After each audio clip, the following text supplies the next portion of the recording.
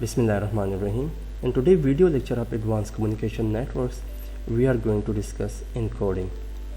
Encoding is basically the process of converting binary data into signals, or we can simply say binary data into digital signals.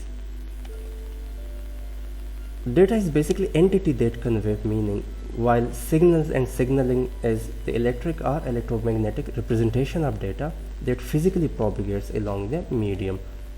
So if you want to store information or data, so you can store it in its original form on any workstation or computer. But if you want to transmit that data, then you need to convert that particular data into signals by using encoding or modulation. Encoding and modulation seem similar, however they are slightly different. Both are used to convert data into signals. However, in encoding you convert data into digital signals. However, in modulation you always get analog signals at the output. Comparatively, in encoding you always get digital signals at the output, whereas in modulation you always get analog signals at the output. For example, if you have digital data and you want to convert it into digital analog signals, then you can use modem.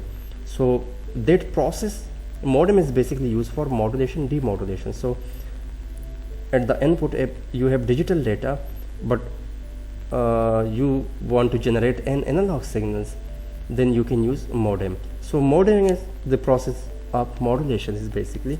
So in modulation you always have analog output or analog signals at the output. Comparatively, if you have digital data and you want to get digital signals at the output, so you can use digital transceivers, and we can use the schemes or mechanism of NRZ, RZ, bipolar AMI, and we will discuss this scheme in the next lecture. So encoding is about converting digital or analog data into digital signals, while modulation is about converting digital or analog data into analog signals. Or we can also define modulation as the process of converting data into radio waves by adding information to an electronic or optical carrier signals. Similarly, encoding is the process of using various patterns of voltages or current level to represent ones and zeros of the digital signals on the transmission link. So in this slide, we can encode data into signals, and in this slide we can see two nodes. These two nodes are equipped with network adapter, and the signaling component of these network adapter used to transfer the signals. However, if you transmit signals, you may face some certain problems in the form of transmission impairments, and these transmission impairments may be attenuation, delay distortion, or noise. Attenuation is basically where signal strength falls up with distance, so that terms are that is called attenuation. Or when the signal strength goes down with respect to distance, we can simply say that is called attenuation. Delay distortion is basically when various components arrives at different times at the output or at the receiver, so that is called delay distortion. And noise, as we know, it's unwanted signals inserted between transmitter and receivers. Why we use digital transmission over analog?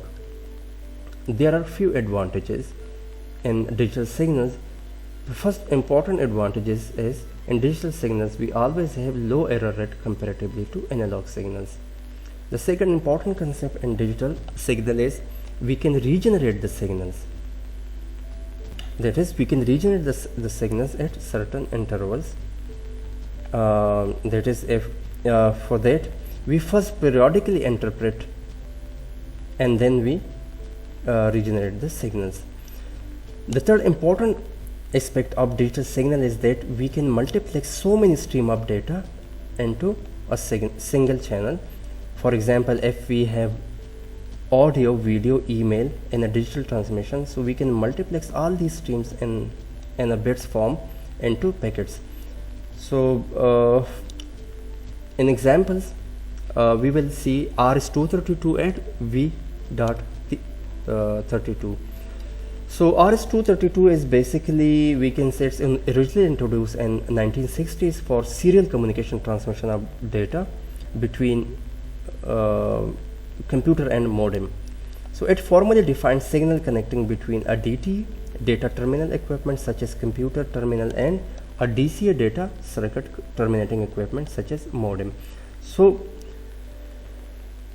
we can say it's a standard for communication between computer and modem. In RS-232 version C, if the data rate is very limited and it's up to 19.2 kilobits per second. However, data rate has been increased in the latest versions.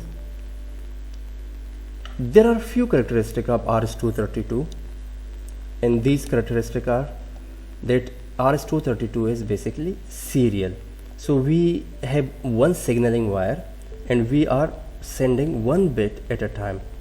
It is asynchronous. It means channel can be idle for any duration of time, and then we start sending data at random time, and clock is not sent all the time, and it is in fact generated by the data. So you are not supposed to send the clock all the time, but it is generated by the data. It is character based protocol. If we send data in the form of 7 or 8 bit, means we can send data in the form of 7 or 8 bit character.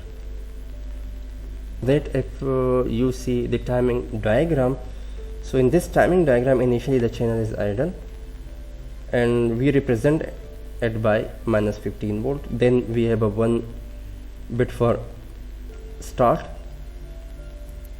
and then again 1 is represented by minus 15 volt, then 2 zeros consecutively is represented by positive 15 volt, and then 2 0 for negative 15 volt, then 2 0 for positive, and then we have stop bit, and after stop bit the channel became idle again. So through this timing diagram we need to notice few things. First, the voltage never get to 0 because 0 is a dead or disconnecting line. So in this diagram, if you see, we don't have any signals at 0 level because 0 represented 0 is never to 0. 0 is a dead or disconnected line, and minus 15 volt is both idle, and 1 initiate the sending by pushing to 15 volt for 1 clock, or we can say start bit. So minus 15 volt is for idle and for 1 as well. So start bit is change from the idle level. So there is always change in the transmission. There is always minimum delay between character. Transmission idle for 1 clock at minus 15 volt. That is, if you want to transmit a character, after character you will get a delay in the form of start bit and stop bits. However, that delay is quite minimum. Then as we know that one character leads to 2 voltage transition, and this is due to the start bit and stop bit. So we can use stop bit and stop, we can use or due to the stop and start character bit, one character leads to voltage transition. The fourth important thing is total of 9 bits for 7 bits of data, so 74% efficient. It means 7 bits are useful data and 2 bits can be used. The 2 are extra bits, one is for start and for stop. So the transmission line is 78% efficient because we send 2 extra bits, that is for starting and stopping the transmission. Start and stop bits always provide framing. However, we will cover this particular concepts and framing topic. That is the next topic. In next video we will see different binary encoding mechanism or digital encoding techniques.